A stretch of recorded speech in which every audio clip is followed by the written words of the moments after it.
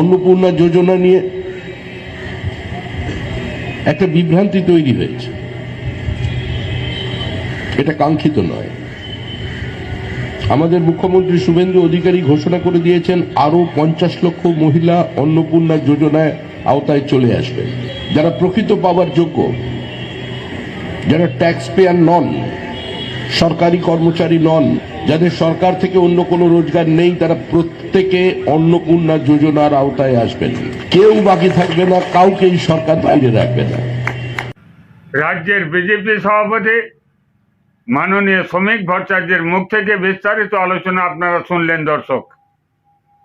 তিনি যে কথাটা বলতে চেয়েছেন, আজকে যে রাজ্য জুড়ে অন্নপূর্ণা যোজনার টাকা দেওয়া হচ্ছে, এই সুযোগ দেওয়া হচ্ছে, এই সুযোগ যে অনেকজনে গ্রহণ করতে পারেননি, সুযোগ থেকে বঞ্চিত হয়েছেন।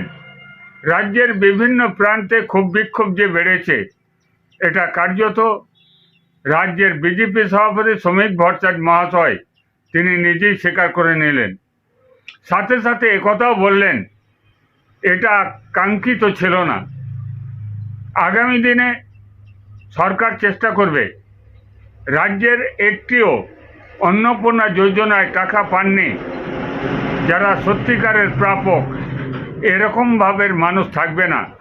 সকলেই এই অন্নপূর্ণার যোজনার আওতায় আসবেন, এই কথা বলে আশ্বস্ত করলেন। আপনারা কি বলেন দর্শক? রাজ্যের যে সমস্ত অন্নপূর্ণা যোজনার প্রাপক তারা সকলেই কি এই সুযোগের আওতায় আসবেন, নাকি রাজ্য বিজেপি সভাপতি যে কথা বললেন সেই কথাটা কথার কথা থাকবে? আপনারা যারা হুদিস টিভি দেখছেন, হুদিস টিভির কমেন্ট বক্সে অবশ্যই লিখে জানাবেন। সকলকে নমস্কার।